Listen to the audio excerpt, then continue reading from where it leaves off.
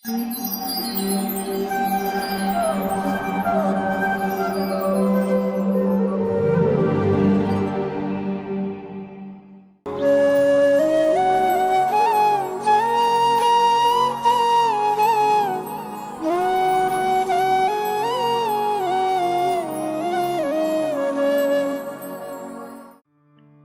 कृष्णा। मोक्षदायी एकादशी की आप सभी को हार्दिक शुभकामनाएं। मोक्षदायी एकादशी बहुत ही पावन एकादशी है। इसका अर्थ है मोक्ष प्रदान करने वाली, मोक्षदा यानी मोक्ष देने वाली, जैसे यशोदा यानी यश प्रदान करने वाली। और इस एकादशी का महत्व इसलिए और भी बढ़ जाता है क्योंकि भगवान श्री कृष्ण ने इसी दिन को चुना भगवद गीता को प्रकट करने के लिए। यूं तो अनेक तरह के व्रत लोग रखते हैं, सोमवार का, मंगलवार का, शुक्रवार का व्रत जो अलग अलग देवताओं के लिए किया जाता है लोग रखते हैं, परंतु वैष्णव जन जो व्रत रखते हैं वह है एकादशी का व्रत जो जीवन भर के लिए है।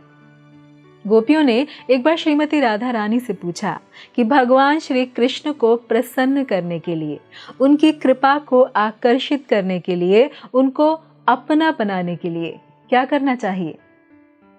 तब ब्रह्मवैवर्त पुराण में विस्तार से इसका वर्णन आया है कि श्रीमती राधा रानी ने स्वयं अपने श्रीमुख से एकादशी व्रत का महात्म्य वर्णन किया है।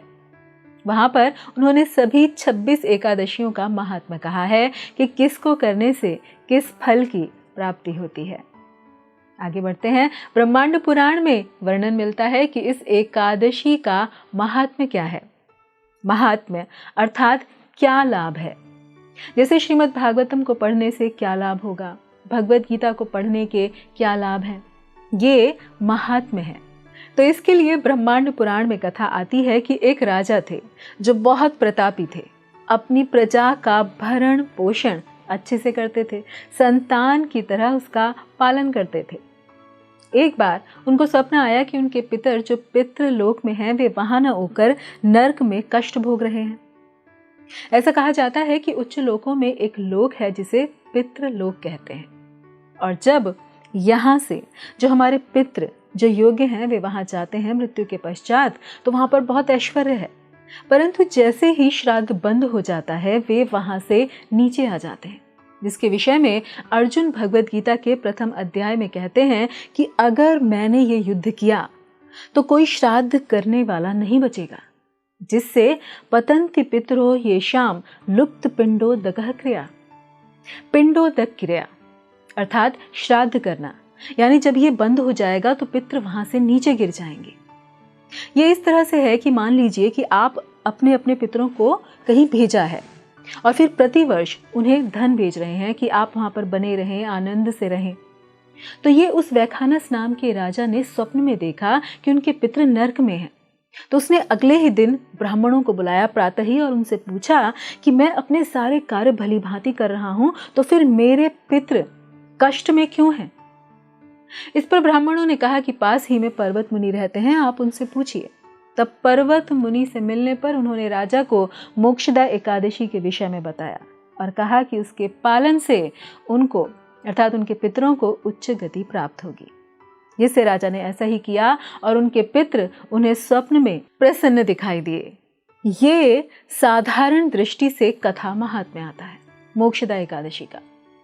अब हम अगर इसे भक्ति की दृष्टि से देखें तो हमें सोचना चाहिए कि सबसे अच्छी चीज, सबसे श्रेष्ठ वस्तु हम उन्हें क्या प्रदान कर सकते हैं, क्योंकि यदि पितृलोक भी चले गए तो वहां जाकर भी पुनः पृथ्वी लोक पर आना पड़ता है। आ ब्रह्म भुवनालोका पुनरावर्तिनो अर्जुन। तो सबसे अच्छा उपहार क्या है जो एक संतान अपने माता पिता को दे सकती है? धन दे देना, सुख दे देना, शारीरिक सुविधा दे देना, ये सब अच्छा है, बहुत अच्छा है, परंतु यह सब क्षणिक है, हमेशा के लिए नहीं। फिर जन्म लेंगे, फिर मृत्यु होगी और इस तरह ये चक्र चलता रहता है। तो सबसे अच्छा उपहार यदि कोई देना चाहता है तो उस संतान को सबसे पहले तो स्वयं भक्ति करनी चाहिए और फिर उसका फल माता पिता को देना चाहिए, जिससे उनको सही दृष्टि में मोक्ष प्राप्त हो। परंतु यहाँ पर मोक्ष शब्द का सही अर्थ भी समझना होगा। बहुत से लोग समझते हैं कि मोक्ष का अर्थ है अपने अस्तित्व को ही समाप्त कर देना। कई लोग सोचते हैं कि मोक्ष का अर्थ है स्वयं भगवान बन जाना, और कई लोग ये सोचते हैं कि मोक्ष का अर्थ है भगवान में विलीन हो जाना। परंतु ये सब गलत धारणाएं हैं, क्योंकि जीव कभी भी अपने अस्तित्व को नहीं खोता। भगवान में विलीन हो जाना ये भी बहुत अच्छे प्रकार का मोक्ष नहीं कहा जाता। जैसे शिशुपाल की कथा हम सभी जानते हैं कि राजसूय यज्ञ में जब भगवान श्री कृष्ण को अग्र पूजा हेतु सभी की सहमति से चुना गया तो शिशुपाल द्वेष से भर गया और निंदा करने लगा। तब 100 अपराध पूर्ण होने पर भगवान द्वारा उसका वध हुआ। तो वहां सभी ने देखा कि शिशुपाल की आत्मा उसके शरीर से निकलकर भगवान में समा गई। ये भी एक प्रकार की मुक्ति है, परंतु भक्तगण इसे स्वीकार नहीं करते, जिसके लिए भागवतम में भगवान कपिल कहते हैं कि अगर मेरे भक्त को मैं मुक्ति देता भी हूं तो वे स्वीकार नहीं करते, वे तो सेवा को स्वीकार करते हैं। अतः सही अर्थों में मुक्ति है भगवान की सेवा में रत होना, अपना पूरा जीवन उनकी सेवा में लगाना और मृत्यु के पश्चात उनके धाम में जाकर फिर से उनकी सेवा करना। ये मुक्ति कही जाती है। तो इसलिए सबसे श्रेष्ठ उपहार यदि हम अपने माता पिता को, अपने पूर्वजों को और अपने आने वाले वंशजों को देना चाहते हैं तो वो है भगवान की भक्ति करना।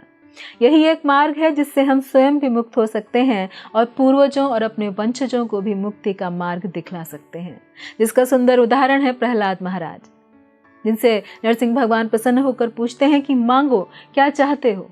तब प्रहलाद महाराज कहते हैं कि भगवान मैं व्यापारी नहीं, मैं वणिक नहीं। परंतु नरसिंह भगवान के बार बार कहने पर प्रहलाद महाराज कहते हैं कि मेरे पिता ने आपके प्रति बहुत अपराध किए हैं, कृपया इन्हें क्षमा कर दें। तब भगवान कहते हैं कि प्रहलाद, जिस कुल में तुम्हारे जैसा भक्त होता है उनकी तो 21 पीढ़ियां तर जाती हैं, न केवल इस जन्म की अपितु पूर्व जन्म के माता पिता भी तर जाते हैं। तो यहाँ हमें समझना चाहिए कि भक्ति करना कितना महत्वपूर्ण है। इसलिए मोक्षदा एकादशी से हमें यह समझना चाहिए कि रीति रिवाजों में न पड़कर हम भक्ति करें, साधारण धर्म में न फंसकर आध्यात्मिकता का पालन करें। तो कोई पूछेगा कि रीति रिवाज क्या है? रीति रिवाज है कि आप ये कीजिए आपको ये प्राप्त होगा, ऐसा करने से ऐसा होगा। ये सब नियम दिए गए हैं, लेकिन हमें इन नियमों में ही फंस नहीं जाना चाहिए, इनके उद्देश्य को जानना चाहिए। और इनका उद्देश्य है भगवान की भक्ति करना, भगवान की सेवा करना। इसलिए रीति रिवाजों में ना फंसकर उनके उद्देश्य को प्राप्त करना चाहिए, साधारण धर्म में ना फंसकर उस आध्यात्मिकता को प्राप्त करना चाहिए, क्योंकि ये आध्यात्मिकता हमको सिखलाती है कि साधारण धर्म आपको बांध रहा है एक समाज से, एक धर्म से, एक शरीर से, जबकि आध्यात्मिकता आपको मुक्त करती है हर उस भावना से जो इस जगत में बंधन का कारण है। इसलिए उद्देश्य ये होना चाहिए कि कैसे हम अपने पितरों को सबसे अच्छा उपहार दें। जैसे राजा वैखानस अपने पितरों के कष्ट दूर करना चाहते थे, परंतु इस जगत में केवल कष्ट दूर करना पर्याप्त नहीं। जैसे यदि कोई भूखा है, हमने उसे भोजन दिया, लेकिन कल फिर उसे कष्ट होगा। सच्चा कष्ट दूर करना है तो व्यक्ति को जन्म और मृत्यु से दूर भेजना होगा। सही दृष्टि में यदि समाज सेवा करनी है तो समाज के सभी लोगों को भक्ति प्रदान करनी चाहिए, जिससे फिर कभी उन्हें जन्म न लेना पड़े, न वे भूखे रहें, न कष्ट में आए। और इसी के लिए कहा गया है, कुलम पवित्रम जननी कृतार्थम वसुंधरा वा वसति च धन्यम। अर्थात जब कोई भक्ति करता है तो उसका कुल पवित्र हो जाता है, माता पिता धन्य हो जाते हैं, स्थान धन्य हो जाता है और पितृ जहाँ भी होते हैं आनंद में रहते हैं, जैसा कि हमने ऊपर भी कथा में सुना। तो इस दृष्टि से इस मोक्षदा एकादशी पर हमें यह समझना चाहिए कि सच्चा मोक्ष क्या है, और हमने जाना कि वो है भगवान की सेवा, जिससे सही दृष्टि में हम अपने जीवन को सफल कर सकते हैं। वह इसी हेतु भगवान ने मोक्षदा एकादशी अर्थात मोक्ष प्रदान करने वाली एकादशी का दिन चुना भगवत गीता का ज्ञान देने के लिए, क्योंकि भगवत गीता का ज्ञान ऐसा है जो सही दृष्टि में हमें मोक्ष देता है। अतः इस मोक्षदायी एकादशी पर आप सब भी इस व्रत का पालन करें, जिसका उद्देश्य है भगवान श्री कृष्ण को प्रसन्न करना, उनकी भक्ति करना। और इसका सरल सा साधन है भगवान के दिव्य नामों का जप, जो है हरे कृष्णा कृष्णा कृष्णा हरे हरे, हरे राम राम राम हरे हरे। तथा साथ ही इस दिन भगवत गीता यथारूप का पाठ भी अवश्य करें, और स्वयं पाठ करने के साथ साथ आप इसका दान भी कर सकते हैं।